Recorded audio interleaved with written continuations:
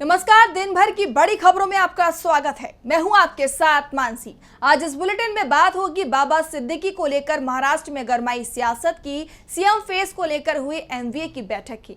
देखेंगे कब होगा झारखंड और महाराष्ट्र में विधानसभा चुनाव का ऐलान, बिहार में कैसे बीजेपी ने दी नीतीश को टेंशन, जानेंगे हरियाणा में सीएम पद को लेकर मचे बीजेपी में बवाल को, और बुलेटिन के आखिर में देखेंगे नेताओं के बच्चों के बयानों को। लेकिन दिन भर की तमाम बड़ी खबरों से पहले एक नजर आज की सुर्खियों पर। बीजेपी के नवनिर्वाचित विधायकों की बड़ी बैठक, 14 अक्टूबर को जम्मू कश्मीर में नेता प्रतिपक्ष के नाम पर होगा फैसला। झारखंड के मुख्यमंत्री हेमंत सोरेन ने जेएमएम के वरिष्ठ नेताओं की बुलाई बैठक, विधानसभा चुनाव की तैयारियों को लेकर मंथन। लद्दाख एक्टिविस्ट सोनम वांगचुक का बड़ा आरोप, लद्दाख भवन के बाहर से प्रदर्शनकारियों को जबरन हटाया गया, देश में लोकतंत्र को लेकर उठाए सवाल। और कोलकाता में हड़ताल कर रहे 3 जूनियर डॉक्टर अस्पताल में भर्ती, 77 डॉक्टरों ने इस्तीफे देने का किया ऐलान, FAIMA ने दी पूरे देश में सेवाएं बंद करने की चेतावनी। ये तो थी सुर्खियां। अब बात आज की सबसे बड़ी खबर की। एनसीपी अजित गुट के नेता और महाराष्ट्र सरकार के पूर्व मंत्री बाबा सिद्दीकी की गोली मारकर जान ले ली गई। इस घटना ने राजनीतिक जगत से लेकर बॉलीवुड इंडस्ट्री तक सबको झकझोर दिया है। इस घटना ने शिंदे सरकार में कानून व्यवस्था पर गंभीर सवाल खड़े कर दिए हैं। देखिए ये रिपोर्ट। राज्य सरकार में पूर्व मंत्री और एनसीपी अजित गुट के नेता बाबा सिद्दीकी की जान लेने की घटना को लेकर महाराष्ट्र की सियासत में भूचाल आ गया है। जहां बाबा सिद्दीकी के अपराधियों को कड़ी से कड़ी सजा देने की मांग उठ रही है, तो शिंदे सरकार भी गंभीर सवालों से घिर गई है। विपक्ष ने प्रदेश की कानून व्यवस्था को लेकर सवाल उठाए हैं। कांग्रेस सांसद राहुल गांधी ने ट्वीट किया कि बाबा सिद्दीकी का निधन चौंकाने वाला और दुखद है। ये भयावह घटना महाराष्ट्र में पूरी तरह से ध्वस्त कानून व्यवस्था को उजागर करती है। सरकार को जिम्मेदारी लेनी चाहिए और न्याय मिलना चाहिए। वहीं पूर्व मुख्यमंत्री उद्धव ठाकरे ने कहा कि मैंने कल रैली में कहा था कि इस चुनाव में इस भ्रष्ट सरकार को बदलना होगा। मुंबई में 2 पुलिस कमिश्नर हैं, लेकिन कम से कम मुंबई को तो सुरक्षित रखें। पुलिस का क्या काम, गृह मंत्री को जिम्मेदार ठहराया जाना चाहिए। तो वहीं एनसीपी एसपी प्रमुख शरद पवार ने तंज कसते हुए कहा कि आज आपको महाराष्ट्र के प्रशासन की स्थिति समझ आ जाएगी। वहीं डिप्टी सीएम अजित पवार ने भी साफ कर दिया है कि हम तब तक चैन से नहीं बैठेंगे जब तक जिम्मेदार लोगों को सजा नहीं मिल जाती। बता दें कि विजयदशमी की रात बाबा सिद्दीकी की गोली मारकर जान ले ली गई थी, जबकि उन्हें वाई कैटेगरी की सिक्योरिटी दी गई है। मामले में 3 आरोपियों को गिरफ्तार भी किया गया है। लॉरेंस बिश्नोई ने इस हमले की जिम्मेदारी ली है। सवालों में महाराष्ट्र की सरकार है। चुनाव से पहले हुई इस घटना ने शिंदे और फडणवीस दोनों को ही मुश्किलों में डाल दिया है। इसे लेकर एमवीए भी सरकार को घेर रहा है। सरकार के खिलाफ एमवीए ने चार्जशीट पेश कर दी है। शरद पवार, उद्धव ठाकरे ने मीडिया के सामने शिंदे सरकार पर जमकर निशाना साधा है। देखिए रिपोर्ट। महाराष्ट्र में जल्द विधानसभा चुनाव होने हैं, कभी भी तारीखों का ऐलान हो सकता है। इसी के चलते सभी पार्टियां तैयारियों में जुटी हुई हैं। विधानसभा चुनाव में सबसे बड़ी चीज होती है सीएम फेस का ऐलान। इसी को लेकर महाविकास अघाड़ी के तीनों घटक दलों के प्रमुख नेताओं ने प्रेस कॉन्फ्रेंस की। इस दौरान उन्होंने महायुति की नीति की कड़ी आलोचना की। महाविकास अघाड़ी के वरिष्ठ नेताओं ने महायुति सरकार के खिलाफ चार्जशीट भी जारी की। शिवसेना यूबीटी प्रमुख उद्धव ठाकरे ने अपने गठबंधन के सीएम फेस के ऐलान को लेकर कहा कि महायुति को पहले उनके सीएम चेहरे का ऐलान करने दीजिए, उसके बाद हम भी अपने मुख्यमंत्री फेस का ऐलान करेंगे। सरकार में होने के नाते महायुति को पहले अपना सीएम चेहरा घोषित करना चाहिए। वहीं मुख्यमंत्री चेहरे को लेकर एनसीपी प्रमुख शरद पवार ने कहा कि उद्धव ठाकरे ने सीएम के चेहरे के बारे में जो कुछ भी कहा वो बिल्कुल सही है और यही होगा। शरद पवार, उद्धव ठाकरे और नाना पटोले ने कहा कि हमारे लिए मुख्यमंत्री का पद महत्वपूर्ण नहीं है, बल्कि राज्य की जनता का हित महत्वपूर्ण है। उद्धव ने महायुति के विज्ञापन की आलोचना करते हुए कहा कि कितने भी विज्ञापन कर लें, सरकार का असली चेहरा नहीं छुपेगा। इसके साथ ही शरद पवार ने शिंदे सरकार पर हमला करते हुए कहा कि मुख्यमंत्री माझी लड़की बहन योजना धोखा है। इस योजना के लिए बजट और वित्तीय प्रावधान की कोई स्पष्टता नहीं है। अगर वो इस योजना के लिए वित्तीय सहायता के लिए स्पष्ट और अलग प्रावधान कर सकते हैं तो हम इसका विरोध नहीं करेंगे। एमवीए पूरी तरह से एकजुट दिख रहा है। इंतजार चुनाव के ऐलान का है। महाराष्ट्र के साथ झारखंड में भी विधानसभा चुनाव होने हैं, तैयारियां पूरी हो गई हैं। इंतजार चुनाव की तारीखों के ऐलान का है और इसे लेकर बड़ी अपडेट सामने आई है। देखिए ये रिपोर्ट। झारखंड, महाराष्ट्र में विधानसभा चुनाव की तैयारियां पूरी हो चुकी हैं और अब चुनाव आयोग इनकी घोषणा के लिए भी तैयार है। बताया जा रहा है कि 14 अक्टूबर को चुनाव आयोग तारीखों की घोषणा कर देगा। नवंबर के अंतिम सप्ताह तक चुनाव प्रक्रिया भी पूरी हो जाएगी। वहीं इस बीच कांग्रेस सांसद राहुल गांधी भी महाराष्ट्र जा रहे हैं। इस खबर के सामने आते ही विरोधी दलों की धड़कनें बढ़ गई हैं।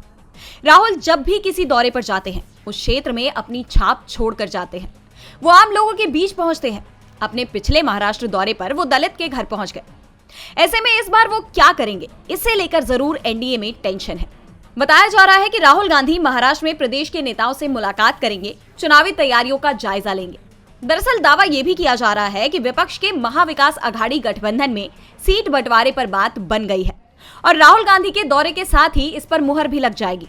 यानी एमवीए की तरफ से सीट बंटवारे का ऐलान भी हो सकता है। एमवीए में शामिल दलों का कहना है कि महाराष्ट्र में एनडीए को हराने के लिए हम एकजुट हैं। वहीं एमवीए के सीएम फेस पर भी तस्वीर लगभग साफ हो गई है। ऐसे में गठबंधन में ज्यादातर मुद्दों पर सहमति बन गई है। एमवीए एकजुट है। अब इंतजार बस चुनाव की घोषणा का है। चुनाव आयोग पर सभी की नजरें हैं। महाराष्ट्र में एनडीए तो झारखंड में इंडिया गठबंधन की सरकार दांव पर होगी, तो वहीं बिहार में नीतीश कुमार की सरकार भी इस समय दांव पर दिखाई दे रही है। बीजेपी की तरफ से जो बयान आ रहे हैं वो नीतीश की चिंता को बढ़ा रहे हैं। अब डिप्टी सीएम सम्राट चौधरी ने सरकार को लेकर बड़ा ऐलान कर दिया है, जिससे जेडीयू परेशान दिख रही है। तो क्या कहा है सम्राट चौधरी ने, देखिए इस रिपोर्ट में। बिहार के डिप्टी सीएम सम्राट चौधरी ने एक बयान दिया है जिसने सियासी गलियारों में चर्चाओं का बाजार गर्म कर दिया है। दरअसल सम्राट चौधरी पटना के 5 देश रत्न मार्ग आवास में शिफ्ट हो गए हैं। ये बंगला काफी चर्चा में रहता है।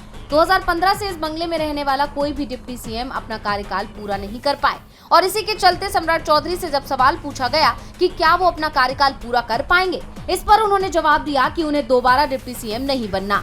बंगला डिस्प्यूटेड नहीं होता है, लोग डिस्प्यूटेड होते हैं। मेरे लिए बिहार का विकास मायने रखता है। तो वहीं अब सवाल उठ रहा है कि डिप्टी सीएम नहीं तो फिर सम्राट चौधरी क्या बनना चाहते हैं। सम्राट चौधरी के बयान के बाद से कयास लगाए जा रहे हैं कि आखिर वो आगे क्या करना चाहते हैं। क्या वो मुख्यमंत्री पद की दावेदारी पेश करेंगे या कुछ और जिम्मेदारी संभालेंगे। कहा तो ये भी जा रहा है कि दोबारा डिप्टी सीएम नहीं बनने की बात कहकर सम्राट चौधरी ने साफ कर दिया है कि 2025 के विधानसभा चुनाव में उनकी नजर सीएम की कुर्सी पर होगी। तो एनडीए की मुश्किलें केंद्रीय मंत्री ललन सिंह भी बढ़ाते नजर आ रहे हैं। ललन सिंह ने रेल हादसों पर कहा, रेल हादसे का क्या है, ट्रेन एक्सीडेंट्स तो होते रहते हैं। उनके इस बयान को एनडीए सरकार पर तंज के रूप में देखा जा रहा है। बता दें कि मोदी सरकार पहले से ही रेल हादसों पर घिरी हुई है, तो वहीं अब उसके केंद्रीय मंत्री भी तंज कसकर उसे फंसा रहे हैं।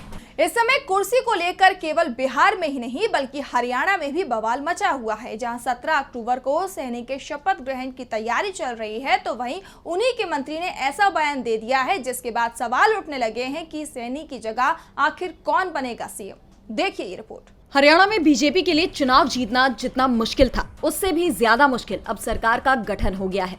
पार्टी में सीएम पद को लेकर एक के बाद एक दावेदारी सामने आ रही है। बीजेपी हाईकमान की तरफ से तो सीएम नायब सिंह सैनी का नाम तय कर दिया गया, लेकिन पार्टी के दूसरे दिग्गजों ने भी सीएम पद पर दावा ठोक दिया। सबसे पहले नाम राव इंद्रजीत सिंह का सामने आया। नतीजों के अगले ही दिन उनका बयान सामने आया कि सीएम तो दक्षिण हरियाणा से ही होना चाहिए, जिसके बाद बीजेपी हाईकमान एक्शन में आए और अचानक ही अब केंद्रीय मंत्री के सुर भी बदले नजर आ रहे हैं। अब उन्होंने इन सभी खबरों को तथ्यहीन बता दिया। राव इंद्रजीत सिंह ने कहा कि हमारी 9 विधायकों से मुलाकात को गलत तरीके से पेश किया जा रहा है, हमें बगावती बताया जा रहा है, जिसके बाद माना जा रहा है कि हाईकमान के साथ उनकी बातचीत हो गई। लेकिन पार्टी की मुश्किलें यहां खत्म नहीं हो जाती, क्योंकि अगला नाम अनिल विज का है, जिन्हें पिछली बार भी सीएम पद नहीं दिया गया था, जिस पर वो खासे नाराज नजर आए। और अब की बार तो उन्होंने नतीजों से पहले ही बोल दिया था कि अगली मुलाकात सीएम हाउस में होगी। ऐसे में इस बार अनिल विज को मनाना बीजेपी के लिए बहुत मुश्किल होने वाला है। वैसे खबर ये भी आ रही है कि 16 अक्टूबर को बीजेपी की विधायक दल की बैठक बुलाई गई है, जिसमें विधायक दल का नेता चुना जाएगा और मुख्यमंत्री के नाम की घोषणा होगी। हालांकि हाईकमान की तरफ से साफ कर दिया गया है कि इस बार भी नायब सिंह सैनी ही सीएम बनेंगे। हरियाणा में लगातार बीजेपी के मंत्रियों की नाराजगी के चलते जहां सरकार गठन में देरी हो रही है, तो वहीं जम्मू कश्मीर में एक सीट मिलने पर आप ने बड़ी रैली कर जनता का आभार जताया। कश्मीर पहुंचने पर केजरीवाल ने केंद्र की बीजेपी सरकार पर जमकर हमला बोलते हुए कहा कि अगर सरकार चलाना सीखना है तो हमसे सीखें। और क्या कुछ कहा केजरीवाल ने, देखिए इस रिपोर्ट में। आज दिल्ली के पूर्व सीएम अरविंद केजरीवाल जम्मू कश्मीर के डोडा पहुंचे। इस दौरान उनके साथ पंजाब के सीएम भगवंत मान भी मौजूद रहे। यहां केजरीवाल एक जनसभा को संबोधित किया। केजरीवाल ने विधानसभा चुनाव में आप प्रत्याशी महराज मलिक को चुनने के लिए जनता का आभार जताया। इस दौरान केजरीवाल ने कहा कि आप लोगों ने इतिहास रचा है, आपने एक नई किस्म की राजनीति का बीज बोया है। आम आदमी पार्टी स्कूल अस्पताल बनाने की राजनीति करती है, मुफ्त बिजली और इलाज देने की राजनीति करती है। आप एक पार्टी बता दो जिसने आपसे आकर कहा हो कि हमें वोट दे दो, हम आपके बच्चों के लिए स्कूल बनवा देंगे। इस दौरान केजरीवाल ने उमर अब्दुल्ला को भी संदेश दिया। उन्होंने कहा कि मुझे उम्मीद है कि अब्दुल्ला महराज को अपनी कैबिनेट में जगह देंगे और अगर सरकार चलाने में उमर अब्दुल्ला को कोई दिक्कत पेश आए तो वो मेरे यानी केजरीवाल से सलाह ले सकते हैं। तो मैं उमर अब्दुल्ला साहब को कहना चाहूंगा कि अगर आपको काम करने में कोई अड़चन आए तो मेरे से पूछ लेना, मेरे को दिल्ली चलानी आती है, मैंने दिल्ली चलाई है। इस दौरान केजरीवाल ने पीएम मोदी और बीजेपी सरकार पर निशाना साधा। केजरीवाल ने कहा कि बीजेपी की 22 राज्यों में सरकार है, लेकिन उन्होंने वहां स्कूल अस्पताल नहीं बनाए, मुफ्त बिजली नहीं दी। लेकिन जब केजरीवाल ये सब देता है तो कहते हैं केजरीवाल मुफ्त की रेवड़ी देता है। बता दें कि जम्मू कश्मीर में खाता खुलवाने के बाद अब आम आदमी पार्टी कुल 5 राज्यों में अपनी मौजूदगी दर्ज करवा चुकी है, जिसे देखते हुए पार्टी प्रमुख के हौसले अब बुलंद नजर आ रहे हैं। और बुलेटिन के आखिर में बात मध्य प्रदेश में मंत्री के पुत्र के बिगड़े बोल की। मध्य प्रदेश में पहले विधायक और मंत्रियों के अधिकारियों को धमकाने के वीडियो सामने आते थे, लेकिन अब मंत्रियों और नेताओं के पुत्र और पोते भी अधिकारियों को धमकाने लगे हैं। पुलिस अधिकारियों की वर्दी उतारने की धमकी दी जा रही है। देखिए ये रिपोर्ट। मध्य प्रदेश में बीजेपी की सरकार है, लेकिन ऐसा लगता है कि इस सरकार में नेता पुत्रों के अंदर से कानून का डर बिल्कुल गायब हो चुका है। ऐसा हम इसलिए कह रहे हैं क्योंकि हाल ही में एमपी के पंचायत और ग्रामीण विकास मंत्री प्रहलाद पटेल के बेटे प्रबल पटेल का पुलिस से बदसलूकी करने का वीडियो वायरल हो रहा है। बताया जा रहा है कि प्रबल पटेल बिना नंबर की कार चला रहा था। इस दौरान उसकी गाड़ी एक डॉक्टर की गाड़ी से टकरा गई। हंगामा होता देख मौके पर लोगों की भीड़ जुट गई। कुछ ही देर में पुलिस भी मौके पर आ पहुंची। इस दौरान प्रबल ने अपने साथियों के साथ मिलकर पुलिस के साथ धक्का मुक्की की। इस दौरान प्रबल ने सत्ता की धौंस दिखाते हुए पुलिस वालों को कहा कि जानते हो ना, पापा मंत्री हैं।